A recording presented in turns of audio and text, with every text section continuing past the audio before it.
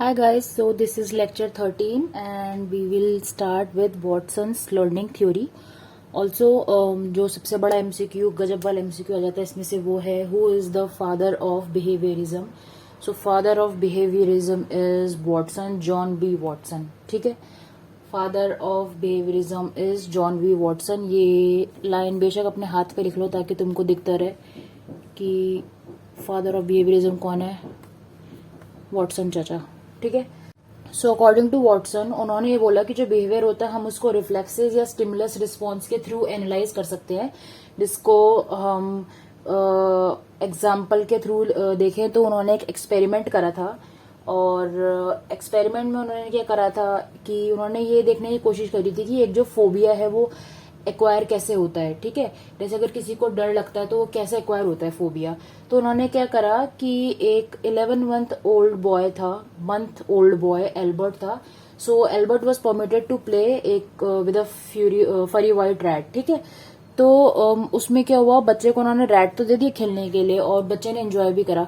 But every time the child approach the rat एक metal bar was hit with a hammer. ठीक है, धाड़ करके एक मेटल बार एक मेटल बार को एक हैमर से हिट करा उसने वॉटसन ने जब जब बच्चे को उन्होंने रैट दिया. ठीक है, इसकी वजह से क्या हुआ, जो बच्चा एल्बर्ट था उसने रैट को अवॉइड करना शुरू कर दिया क्योंकि जो नॉइज थी वो नॉइज उसके लिए एक तरह का वो थी अलार्म या फिर जैसे कि इधर नहीं जाना, वैसे नेगेटिव साउंड था वो नॉइज वाला. ठीक है, तो जो वो नॉइज थी वो अनकंडीशनल स्टिमुलस था, उसकी वजह से फियर आ गया जो अनकंडीशनल रिस्पॉन्स है, और अपने आप ही बच्चा उस रैट से पीछे होने लग गया और बच्चे को चूहे से फोबिया आ गया. ठीक है, और इससे उन्होंने ये कॉन्क्लूड करा कि अगर हम कंडीशन करें तो हम एक फोबिया एक किसी के भी अंदर ला सकते हैं. बेसिकली एक बिहेवियर को हम एक स्टिमुलस और रिस्पॉन्स को हम चेंज कर सकते हैं. वो डिपेंड करेगा कि मतलब जैसा आप स्टिमुलस दोगे वैसा आपका रिस्पॉन्स आएगा. ठीक है, और उन्होंने बोला फियर और फोबियाज हैं वो कंडीशनिंग का ही रिस्पॉन्स है. अगर आपको किसी भी चीज से डर लगता है तो आप ये ऑब्जर्व करो कि वो जो फियर है, अगर मान लो किसी को अंधेरे से डर लगता है, ठीक है, तो अगर आप उसकी स्टार्टिंग में जाओगे तो अंधेरे में आपको बचपन से तो नहीं लगता था डर, बट कभी कुछ ऐसा हुआ होगा कि आपने कोई मूवी देखी जिसमें अंधेरे में कोई ना कोई भूत खड़ा हो रहा था या कोई ना कोई चोर उसको मार रहा था.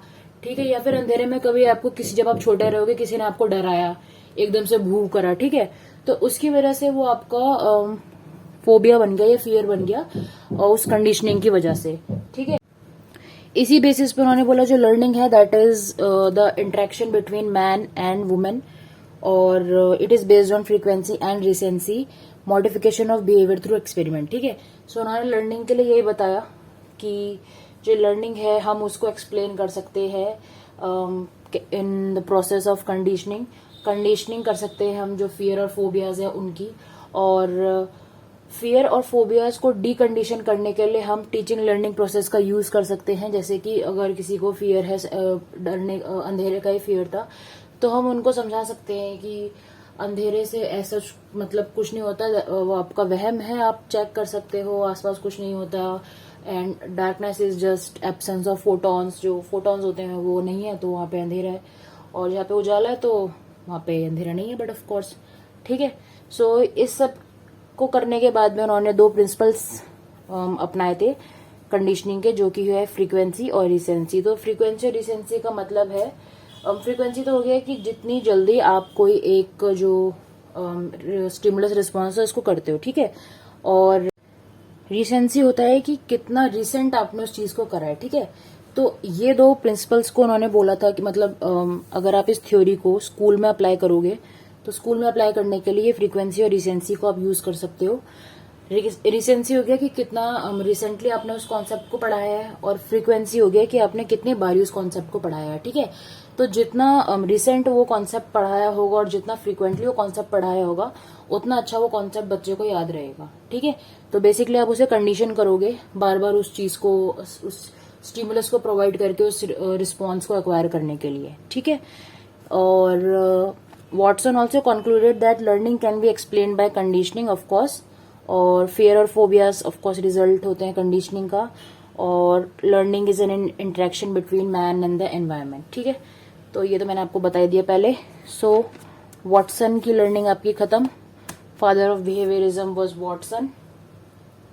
और जो ये वाला पॉइंट है फ्रीक्वेंसी रिसेंसी, ये वॉटसन की जो थ्योरी है उसका इम्प्लीकेशन है।